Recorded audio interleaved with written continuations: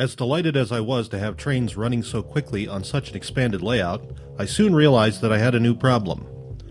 The last version of this railroad largely existed in a room no longer than 20 feet, and the DC walk-around throttle I was using worked fine as long as I was lone wolfing one train at a time with a 10-foot cable.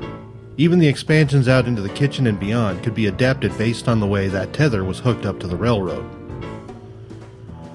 This railroad, however, was just too big for that, and I had a couple other reasons as well that the old throttle needed to be retired. First, I never wired the railroad for multi-cab DC operation.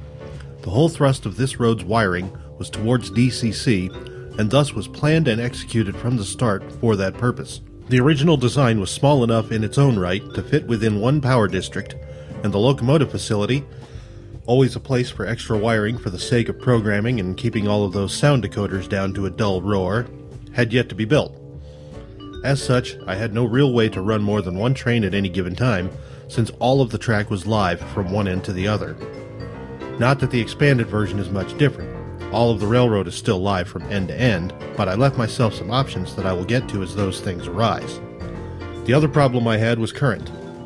That MRC cab can't handle more than a couple of Atherns for any decent amount of time. It's supposed to be a yard cab anyway, and thus well suited to scooting a single switch engine or two around its assigned end of the yard. By contrast, remember that footage I rolled of 3 Santa Fe SD39s dragging a small freight? They stopped running about 2 seconds after I wrapped that shot because the cab had just about enough and threw an overload shutdown at me. So, with all of that tugging at my sleeve, and a wee financial push thanks to the return of my security deposit from the last place, I very quickly got a Digitrax Evo system before my better judgment could step in and ruin the party. Naturally, I could barely contain my excitement when I took it down to the train room and unpacked it, and soon I was running telco cables and pinning my UP5 panels to temporary locations so I could test it all out. Now, it's important that we pause here for a minute and explain something. This is my first DCC system in the history of ever. The closest I ever got to DCC prior to this was a bit of zero-stretch running of my analog locomotives on the Sunrise Division layout back when Chuck Shell still walked the earth.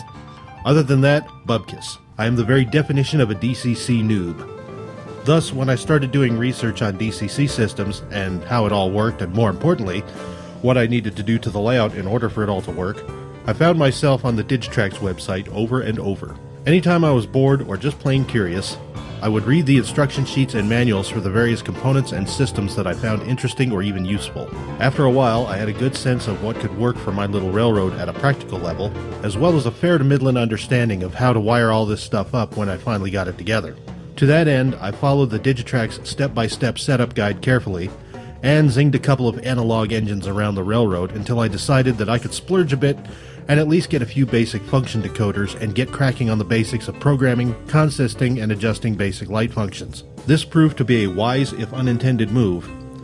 Really, I wanted to get a bunch of sound decoders and speakers and start going to town. But instead, I inadvertently started with baby steps, and as such, have been able to learn about all this stuff without causing myself too much pain, particularly in the wallet. Oh, and for the record, I now understand why people hate Athearn lightboards. But, thus far, I've had a very enjoyable introduction to this aspect of the hobby. I'd say that Digitrax deserves some of the credit for this by providing very clear instructions up to this point. With a handful of locomotives running silent but cheaply, I turned my attention to some other wiring issues. In the process of converting the Weicker transfer spur into a programming track, which I did by replacing the rail joiners on the transition rails with insulated ones, I had to make a little switch panel so I could mount a double pole, double throw, center off switch, which would allow me to flip that track when I needed to. I used a bit of the same Lexan that I used for the window in the old fish tank module, and found that the hacksaw blade in my saber saw made nice clean cuts in the stuff. This made short work of the program track panel, so I decided that it was time to try a temporary idea that I had for operating my Tortoise switch machines. I say temporary because the switches will eventually be controlled by an assortment of Digitrax components, which should then allow a conductor to throw them wirelessly from a tablet running JMRI panels. That's a bit far off for now, so until then I hacked together some quick analog control panels using cheap steel gang boxes.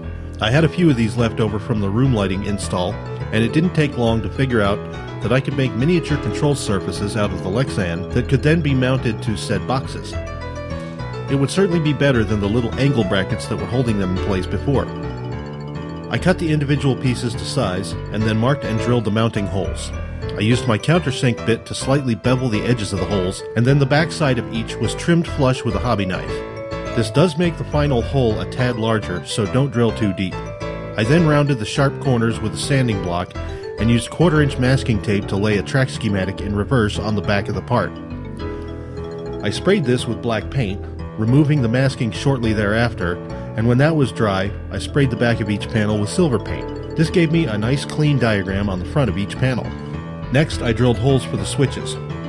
Now, at first I was going to use a smaller pilot hole followed by the 1/4-inch drill, but this actually made it easier for the larger bit to seize and break the part in two. Instead, I just used the 1/4-inch bit, but with lighter pressure, and let the bit work a little more slowly through the plastic. The switches themselves were wired up in advance, since the knockout holes in the game boxes were large enough to allow the switches to pass through, and then they were mounted and the panels fastened. Of course, there are a lot of empty spaces waiting for other switch motors, but they too can be as easily mounted as these first few. As a bonus, these little panels don't require any heavy work when the time comes to replace them with the stationary decoders. And with a bit of extra planning and work, they could function as backup controls in case one of the decoders fails during an operating session.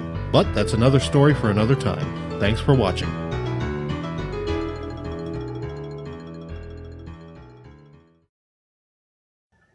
If I seem biased towards Digitrax, it's for a good reason. That gentleman I mentioned earlier, the late Chuck Shell, was more or less the electronics guy and early adopter when it came to technology for as long as I knew him. And he's the one who put that Digitrax throttle in my hand. So I think that's kind of stuck with me. So, we're running some trains now, but I've also got a lot of scenery work to do, and to do that, that requires some backdrops, and that's all stuff I'm going to be getting to in upcoming videos. And I've got to get some bridges built before I can do anything else around this track work that I'm about to run over here. So, see you on the next video. Thanks for watching.